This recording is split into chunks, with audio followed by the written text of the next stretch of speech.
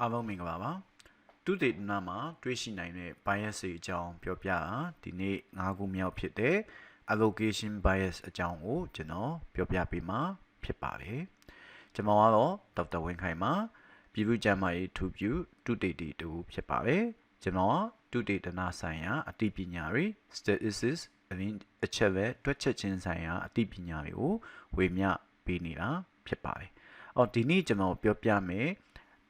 bias error မျိုးစားကတော့ allocation bias လို့ခေါ်ပါတယ်allocation bias ဆိုတာဘာလဲပေါ့နော်ကျွန်တော်တို့ဘယ်ချိန်မှာ allocation bias ကျွန်တော်တို့တွေ့နိုင်ပါလဲallocation bias ဆိုတာကျွန်တော်တို့ selection bias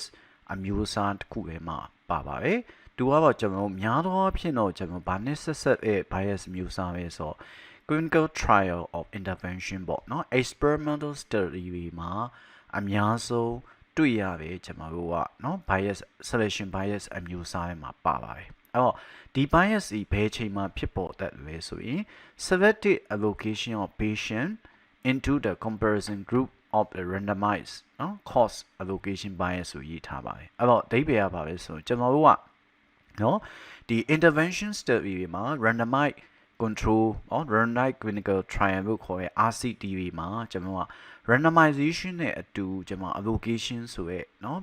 အကြောင်းအရာရှိတယ်အဲ့ allocation ကိုကျွန်တော်ကနော်မလုံးမိပေါ့အဲ့ allocation နေရာမှာမှားသွားရင် selective allocation ဖြစ်သွားလို့ရှိရင်ကျွန်တော်ရွေးချယ်လိုက်တဲ့နော်ဒီ patient က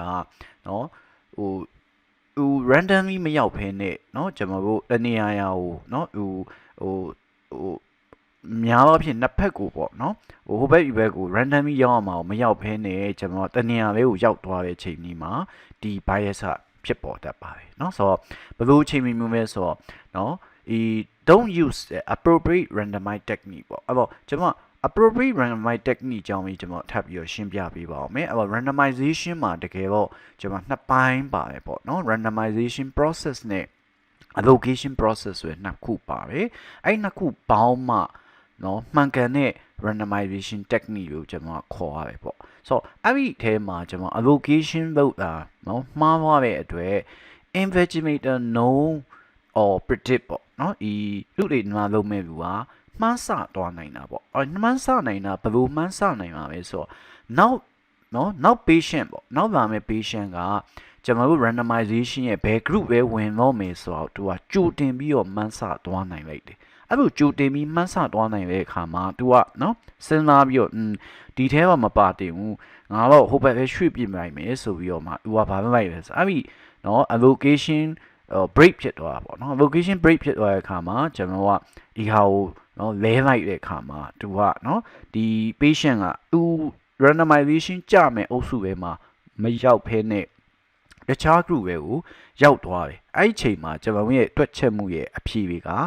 လွဲသွားတဲ့ဟာမျိုးကို allocation bias ကိုခေါ်ရပေါ့เนาะအခုဒီပုံမှာပြထားတယ်လို့ပဲဒီသူ့တွေမှာလုံးမဲ့လူကเนาะနောက်လာမဲ့လူအကြောင်းကိုသူကခိုးပြီးတော့ကြည့်ဖို့ရတယ်ကြည့်လိုက်တော့เนาะဒါ B ရမယ်ပေါ့အဲ့တော့သူက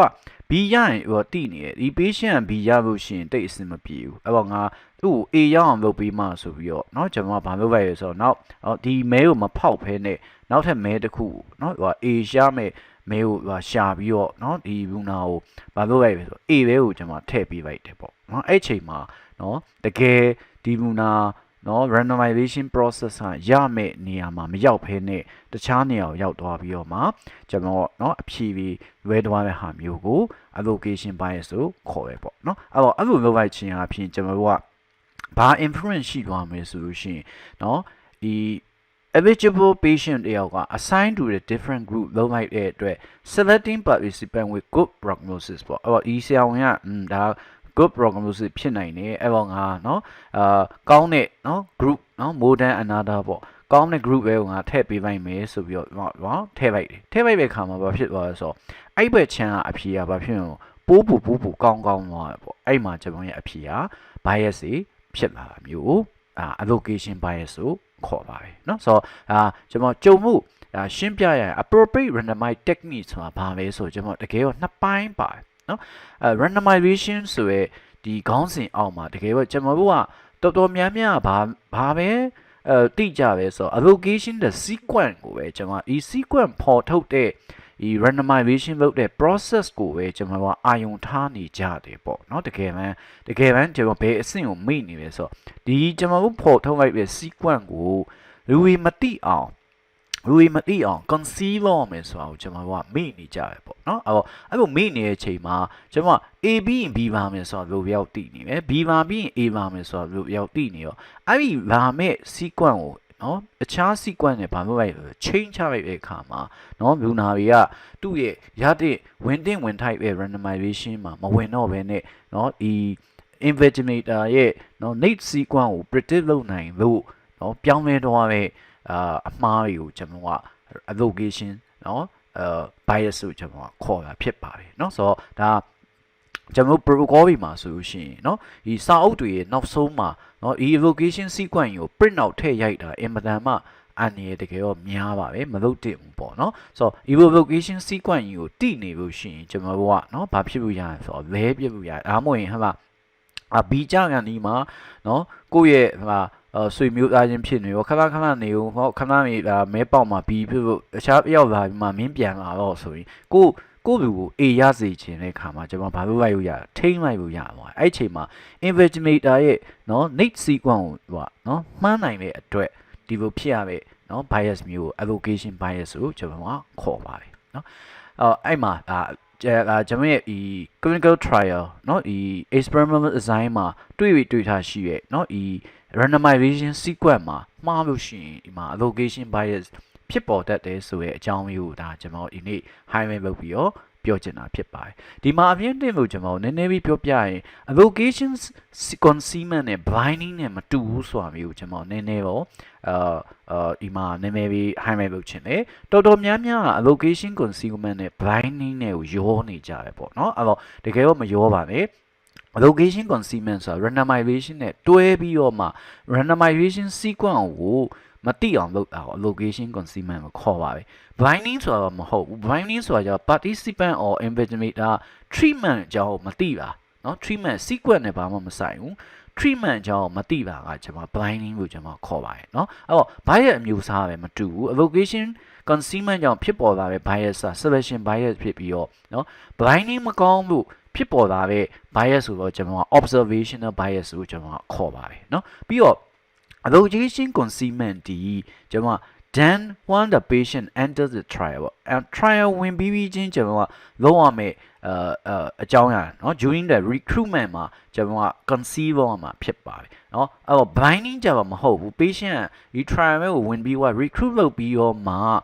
သူ့ရဲ့ treatment ကိုမသိအောင်ပဲလုပ်အောင်မှာ blinding ဖြစ်ပါတယ်เนาะဆိုတော့ဒီနှစ်ခုကိုတော်များများရောနေတဲ့လို့ကျွန်တော်ကြုံမှု allocation concealment အကြောင်းလေးကိုကျွန်တော်ထည့်ပြီးတော့ပြောပြတာဖြစ်ပါတယ်အဲ့တော့ exam အနေနဲ့ဒါเนาะဒီပုံကို1992မှာเนาะဟို study တစ်ခုမှာဟိုဘာပြောခဲ့ပဲဆိုလို့ရှိရင်เนาะဆရာဝန်တွေပဲအထူးဖြင့်ဘယ်ဆရာဝန်ပဲဆိုတော့ဆရာဝန် hospital staff တွေပေါ့เนาะhospital staff တွေကအထူးဖြင့် night duty ကြတဲ့เนาะဒီ hospital staff တွေကဘာလုပ်လဲဆိုတော့ဒီ randomization process ကို bypass လုပ်ပြီးတော့မှเนาะသူတို့ interest ဖြစ်တဲ့ patient တွေနောက်ရက်စာတင်မဲ့ထဲကိုထည့်ပြီးတော့เนาะလုပ်ပေးလိုက်တယ်ပေါ့အဲ့မှာကျွန်တော်တို့เนาะဒီဘူးနာရထိုက်တဲ့ sequence ကိုမရတော့ဘူးပေါ့เนาะအဲ့လိုပဲအလားတူเนาะကျွန်တော်တို့ကြားဘူးလား night duty เนาะဒီခွဲစိတ်ရတဲ့ဆရာဝန်တွေပေါ့အဲ့တော့အကြာကြီးခွဲစိတ်ရမဲ့ဘူးနာမဲပေါက်လို့ရှိရင်သူကညမအိပ်ရတော့ဘူးပေါ့เนาะခွဲစိတ်ရမှာစိုးရိမ်နေဆိုရင်ဒါမှမဟုတ်ဒီအချိန်အရန်ကြာသွားမှာစိုးရိမ်နေဆိုလို့ရှိရင်တို့ကဘာလုပ်လိုက်လဲဆိုတော့ဒီ sequence ကိုပြောင်းပေးလိုက်တယ်ပေါ့နော်ပြောင်းပေးလိုက်တဲ့အခါမှာနော်ဟိုလွယ်ကူနော် operation လုပ်ရလူနာနဲ့ညနိုင်မှာကျွန်တော်ကနော်မတွေ့ကျင်တဲ့အခါမှာအဲ့လိုမျိုးလဲပစ်တဲ့အကြောင်းအရာကြီးကျွန်တော်ကရှိခဲ့ပူပဲပေါ့နော်ဆိုတော့အဲ့လိုချိန်မျိုးမှာ allocation bias ဖြစ်ပေါ်လာတတ်တယ်ပေါ့အဲ့တော့နောက်တစ်ခုဖြစ်တတ်တာတော့ဒီဘယ်တော့ပဲမဲပေါက်နေပြီเนาะ study patient တွေကဟို placebo เนาะဒီ nutriment လို့ခြင်းပြီး placebo မလို့ခြင်းဘူးဆိုပြီးတော့လူနာရဲ့ညင်းတဲ့အခါမှာเนาะဒီပြောင်းပေးလိုက်ရတဲ့အခါမျိုးကြီးเนาะပြောင်းပေးပြီးတော့ပေါ့เนาะမှန်တော့ဒါဖယ်ပြရမှာပေါ့เนาะမဖယ်ပဲမဲ့ပြောင်းပေးလိုက်ပြီးတော့ course ဆက်ပြီးထည့်လိုက်တဲ့အခါမှာကျွန်တော်က allocation bias ဖြစ်ပေါ်လာတတ်ပါတယ်so exam အနေနဲ့ဒီဟိုဘာတွေ့ပါပဲဆိုတော့ systematic review တစ်ခုမှာเนาะဟိုရှာထားပါ good allocation concealment เนาะလုပ်တဲ့ trial 6ခုမှာ နော်ဒီ hypothermia နဲ့ death နဲ့ကနော် effect မရှိဘူးပေါ့နော် no effect သို့တော့ allocation consistent မကောင်းတဲ့ paper တွေမှာကြတော့နော်ဒီ risk of death နော်38% reduction လောက်ရှိတယ်ဆိုပြီးတော့เนาะဟိုကတွေ့ရပေါ့တကယ်တော့เนาะအဲ့လိုမျိုးမဟုတ်ဘူးပေါ့เนาะဆိုတော့ဒါအကောင်းဆုံးကျွန်တော်ဥမာပြသွားတာ allocation consistent မကောင်းလို့ရှိရင်ကျွန်တော်တို့ရဲ့ effect เนาะ effect တွေဟာအများကြီးပြောင်းလဲသွားနိုင်တယ်ဆိုတာမျိုးကိုဒီလိုဥမာပြသွားပါပဲတခါကျွန်တော်ရဲ့เนาะဒီ bias in the treatment assigned in the clinical trial ဆိုတဲ့ paper မှာပဲဟိုပြောထားတယ် 80% of the trial တွေကเนาะunclear allocation consistent ဖြစ်ခဲ့ကြတယ်ဒါအရင်ကเนาะအရင်က trial တွေကဒီလိုမျိုး unclear allocation consistent ဖြစ်တဲ့အခါမှာဥဒီเนาะဘယ်လောက်ထိဥရဲ့ effect တွေကပြောင်းလဲပဲဆိုတော့7 to 40% larger လောက်ဖြစ်စေတယ်ပေါ့ဥရဲ့ impact ကတော်တော်များတယ်လို့เนาะပြောချင်တာဖြစ်ပါတယ်เนาะဒါကြောင့်ကျွန်တော်က allocation ကို adequately conceive လုပ်နိုင်မှသာပြင်ကျွန်တော်ရဲ့ randomization ဟာ break မဖြစ်မှာပေါ့မဟုတ်ရင် randomization ဒီ sequence ကြီးเนาะဘလို့ကြီးပဲကောင်းအောင်လုပ်ထား consistent မကောင်းလို့ရှိရင်ကျွန်တော် allocation bias ကဖြစ်ပေါ်လာနိုင်တယ်ပေါ့เนาะဆိုတော့ဒီနောက်ထပ်တစ်ခုမှာဟိုเนาะ simulation လုပ်ကြည့်ရဲဟို trial မှာเนาะဒီ allocation မကောင်းရင်1 in 5 trial မှာเนาะဘာဖြစ်နိုင်လဲဆိုတော့အဖြေတွေက different ဖြစ်နိုင်တယ်အဲ့တော့5ခုเนาะ trial 5ခုလုပ်တိုင်းတစ်ခုကအမြဲတမ်းအမှားပါနေတတ်တယ်တဲ့အဲ့တော့ allocation consistent ကောင်းအောင်လုပ်ဖို့လိုအပ်တယ်ဆိုတာကိုဒီအဖြေကပြောထားပါတယ်အဲ့တော့ဒါဆိုရင် allocation consistent ကောင်းအောင်ဘယ်လိုလုပ်အောင်မလဲပေါ့အရင်ကတော့ကျွန်တော်တို့ကဒီ computer အရင်မခေတ်စားခင်ကတော့ကျွန်တော် randomization sequence ကိုကျွန်တော်များအားဖြင့်เนาะဒီ manually ပဲ produce လုပ်ကြတယ်ပြီးတော့မှကျွန်တော်ဒီ sequence လေးကို envelope နဲ့ထားပဲပေါ့เนาะ envelope နဲ့ထားတဲ့အခါမှာခုနရှေ့မှာကျွန်တော်ပြခဲ့လို့ပဲဒီ envelope ကိုကျွန်တော်မီးအောင်မှာထိုးကြည့်လို့ရတယ်ဆိုလို့ရှိရင်နောက်လာမယ့် sequence ကိုကျွန်တော်ဒီခိုးကြည့်လို့ရတာပေါ့เนาะအဲ့တော့ခိုးကြည့်ဖို့မရအောင်တဲ့တော့ဘာလို့ရမလဲဆိုတော့ snoop ဆိုပဲခေါ်ရဲเนาะ snoop ဆိုပဲ sequentially number opaque เนาะ C envelope ထဲမှာထည့်ဖို့လိုပဲအော်နောက်ပိုင်းမှာတော့ R နှလုံးထည့် review opaque C envelope ပေါ့เนาะအဲ့တော့မီးအောင်မှာထောင်ကြည့်ရင်မှမမြင်နိုင်တဲ့ review opaque sequence အဲ့လိုမျိုးเนาะ envelope ထဲမှာထည့်ဖို့လိုပဲဒါတော့ကျွန်တော်ကเนาะဒီ envelope စနစ်နဲ့တွားမယ်ဆိုရင်တော့เนาะ develop ဖို့လိုပဲဆိုတာမျိုးသူကပြောထားတယ်အဲ့တော့မဟုတ်ရင်ကျွန်တော်ကနောက်ပိုင်းမှာဘာလုပ်လိုက်လဲဆိုတော့ computer system ကြီးကောင်းလာတဲ့အခါမှာ central allocation ဆိုတာလုပ်တယ်ဘောကပါလူနာလာမှเนาะကျွန်တော်တပ်ပါတီတယောက်စီကเนาะဒီ sequence ကိုလှမ်းပြီးပဲတပ်ပါတီကပဲဒီဘက်ကအကြောင်းအောင်မသိဘူးဒီဘက်ကပဲဟိုဘက်ကအကြောင်းအောင်မသိတော့เนาะဒါ central allocation လုပ်လိုက်တဲ့အခါမှာအလိုလိုရောက်เนาะ computer central consignment ဖြစ်ပေါ်လာတယ်ပေါ့ဒါမှမဟုတ်ရင် pharmacy control allocation ပေါ့ဆိုပြီးမှ CP မဲ့เนาะဒီ pharmacy ရရင်ပြီးမှဒီ allocation sequence ကိုထိန်းထားတယ် trial မှာเนาะဒီ investigator ဒီဟိုအမားကိုပေးမထားဘူးပေါ့เนาะအဲ့လိုမျိုးလုပ်ခြင်းအပြင်ကျွန်တော်တို့ရဲ့ဒီ allocation consignment ကိုကာကွယ်ပြီးသားဖြစ်ပဲပေါ့เนาะအဲ့တော့ခုတော့เนาะ computer တွေအရန်ခေတ်စားလာတဲ့အခါမှာတော့ဒီ snoop ကเนาะနည်းနည်းလေးပါဖြစ်သွားပြီပဲဆိုတော့မှိတ်သွားပြီပေါ့เนาะ computer မပေါ်ခင်က envelope စနစ်တုံးကတော့ snoop ဟာအရန်အရေးကြီးတဲ့အနေအထားမှာပါတယ်ပေါ့အခုအသုံးများလာတော့ computerized central control system ပဲတုံးကြရပေါ့เนาะခုဆိုရင် auto เนาะ computer program နဲ့ရေးထားပြီးမှ randomly ပဲပြောရဲ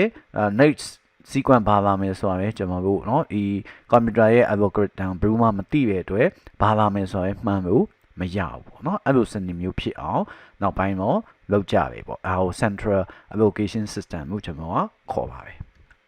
ဆိုတော့နောက်တော်များပေါ့နော်အချို့ randomization တွေအထူးဖြင့် cluster randomization လိုမျိုး minimization လိုမျိုးမှာ randomization ပေါ့ပါမယ် sequence ပဲဟိုတော့တတ်နိုင်မြကောင်းအောင်မလုပ်ကြပြီမယ်တဲ့ consignment ကအဲ့လိုမျိုးအခြေအနေမျိုးမှာတော့ consignment တွေကเนาะ break ဖြစ်တယ် break ဖြစ်ကြတယ်ပေါ့เนาะအဲ့လိုမျိုးအခြေအနေဆိုရင်တော့ကျွန်တော် cluster randomize လိုဟာမျိုး minimization လိုဟာမျိုးမှာတော့ကျွန်တော်တို့ statistical adjustment နဲ့ပြန်ပြီးတော့ဒီ bias ကိုပြန်ထိန်းဖို့တော့လိုအပ်မယ်ပေါ့เนาะဒါကြောင့်ကျွန်တော်ရဲ့ protocol တွေမှာကျွန်တော်ရဲ့ publication တွေမှာ cluster randomization ကို minimization ကိုတုံးထားခဲ့ဖို့ရှိရင်ကျွန်တော်တို့ဒီ allocation consistent အတွက်ကိုဘယ်လို statistical adjustment တွေလုပ်ထားလဲဆိုတာလေးကိုတေချာဖော်ပြဖို့ဒါကိုပြောထားပါတယ်နော်ဆိုတော့ကျွန်တော်ဒီနေ့ရှင်းပြခြင်းတဲ့ allocation bias နော်အကြောင်းဖြစ်ပါတယ်အဲ့တော့ဒီထက်ပိုပြီးတော့မှဒီ allocation bias အကြောင်းအသေးစိတ်ဖတ်ချင်တဲ့လူရှိရင်ကျွန်တော်ဒီနော် paper နှစ်ခုကိုကျွန်တော်ညွှန်းဆိုပါပဲကျွန်တော်အများစုကျွန်တော်ဒီနေ့ပြောခဲ့တဲ့အကြောင်းအရာပြီးဒီနှစ်ခုရေးကျွန်တော်ယူထားတာဖြစ်ပါတယ်အဲ့တော့ကျွန်တော်ဒီထက်ပိုပြီးတော့ in detail နော်ဖတ်ကြည့်ခြင်းပဲဆိုရင်တော့ဒီ paper နှစ်ဆောင် freebie download လုပ်ရပါတယ်အဲ့မှာဖတ်ကြည့်ပါလို့ကျွန်တော်ညွှန်ပါတယ်အားလုံး